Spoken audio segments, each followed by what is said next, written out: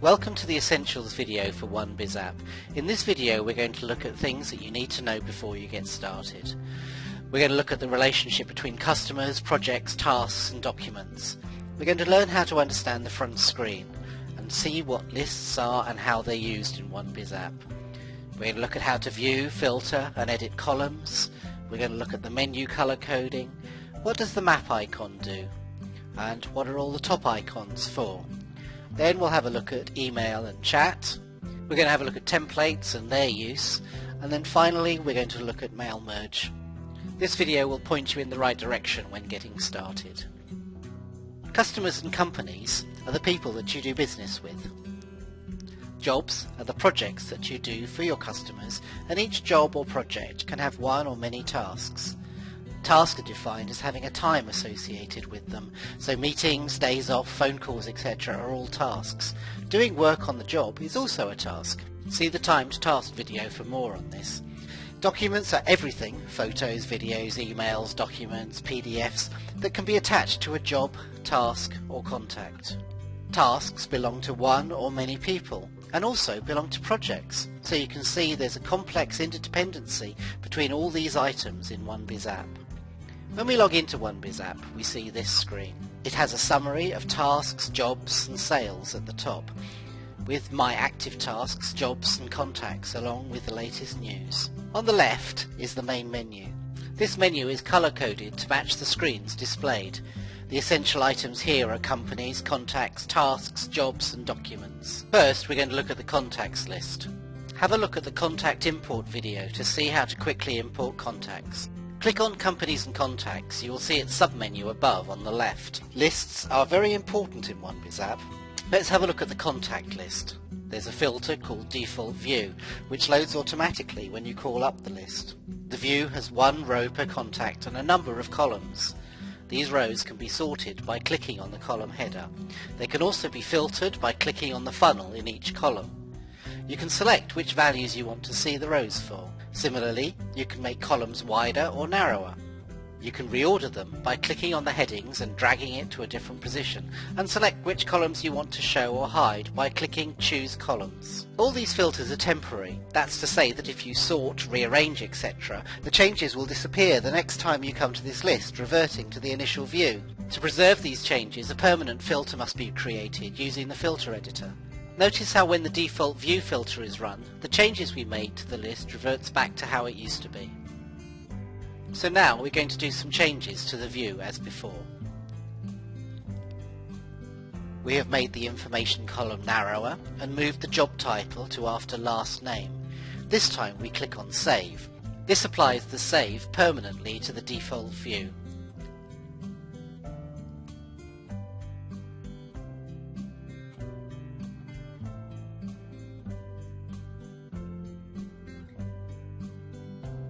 So now the changes are preserved and will display every time we run the default view.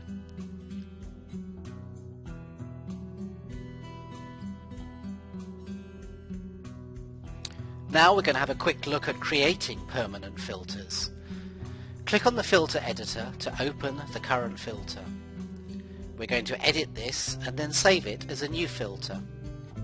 Add to the current filter all customers that have an email in the system as shown.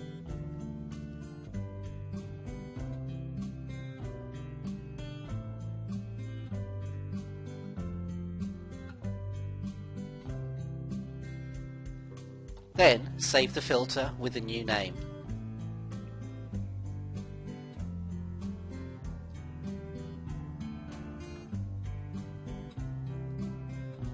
This is just an example. You can choose whichever filters you want to sort the information however you want it. Remember that these are permanent filters, so that when you save the changes they'll be still there the next time you run the filter.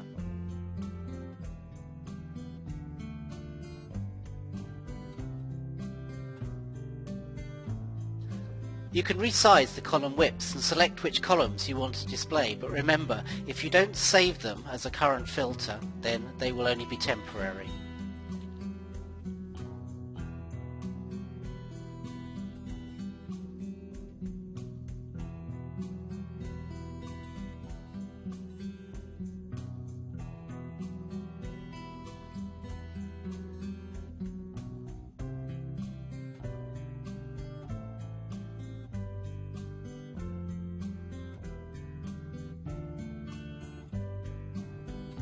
Once saved, this view will appear every time the filter is run.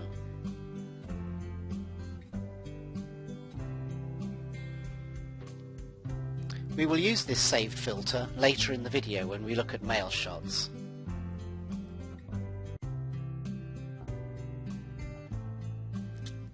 Now we're going to quickly look at the map function in 1BizApp. Any customer or company can be located so long as they have a postcode entered.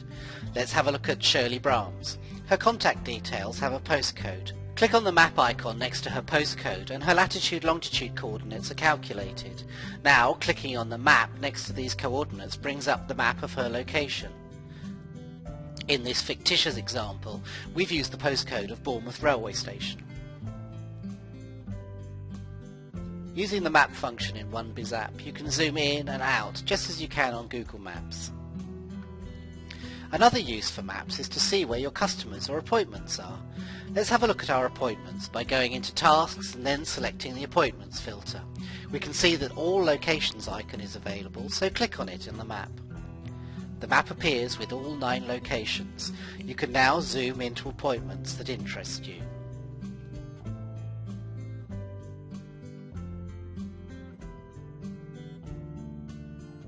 From here, using the icons at the top of the map, you can get directions from one appointment to the next, or even get a traffic update. Clicking on a number on the map will bring up the task details.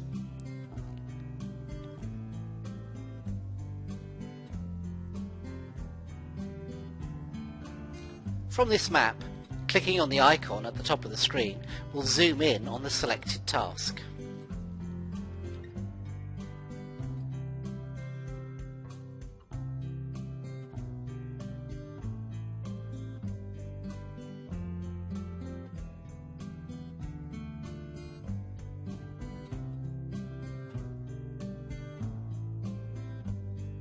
Now, clicking on Current Position superimposes where your staff are now. Clicking on Clear Locations removes the tasks. These are the positions that staff are logged in. If they are on the road, they can be tracked. If the map isn't open, then the icon at the top of the screen will immediately show you your company's staff locations. This is used for tracking staff out of office on site.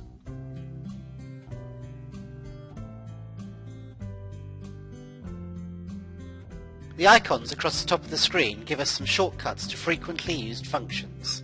We've looked at the map, now let's look at tasks.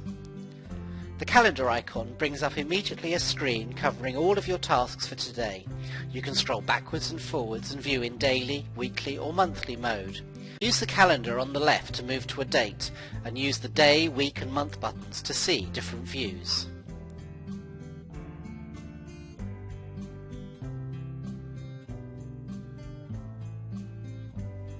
Hovering over a task will bring up the task summary. Clicking on the task will open it. The next icon is the timed task icon. Have a look at the task time management video to see how to create these tasks. This button lets you see all the timed tasks you have active. Here, you can pause a running task or start a paused task. If you do this, you'll be prompted that you can only run one task at a time and have to pause the current active task. Clicking on a task will open it. From within this drop-down, you can also pause, stop or complete tasks.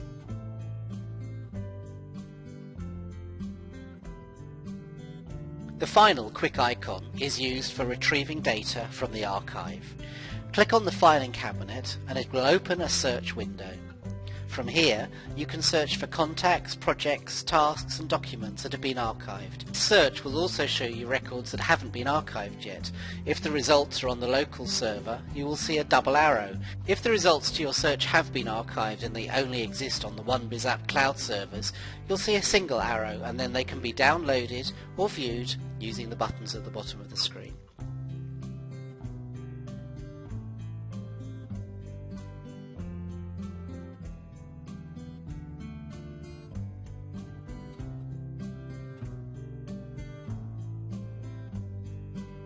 Chat and email are communication modules in 1BizApp.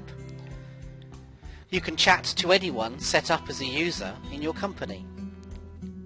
Open the chat screen and in the Chat To area start typing their name. Once selected, type in your message at the bottom and press Send. You can chat to more than one person at a time by selecting other users in the chat area. Each different combination of users will open up a separate thread.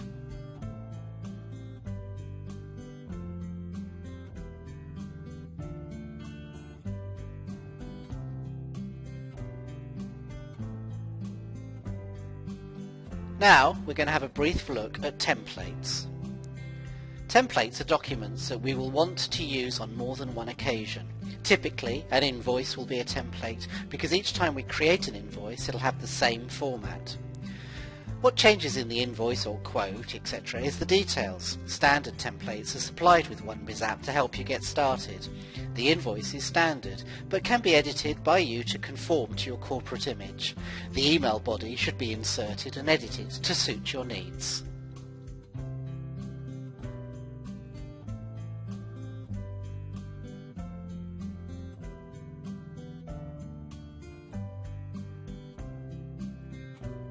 Save the changes, and when you use the template as an invoice, it will always look like this. You can edit the other templates in the system or create your own. The other type of template used here is a mail shot. This is a document that you're going to send to many people. All that changes are fields that you can insert in the email. Here, if there is a title, Mr, Mrs, etc., and a surname, it will be displayed on the email as, for example, Dear Mr. Jones. We can do lots of personalising in the email template to make it more user-friendly. At the bottom of the template is an unsubscribe field.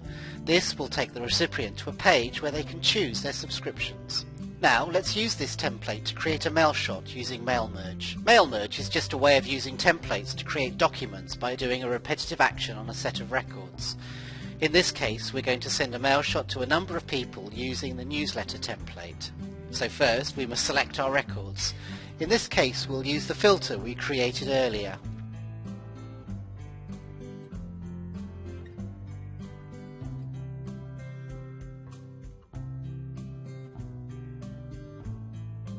Now, we have to select which records to use. In this case, we select all, as shown. Mail merge can be done anywhere that the mail merge button is found. Click on Mail Merge, then select our newsletter template.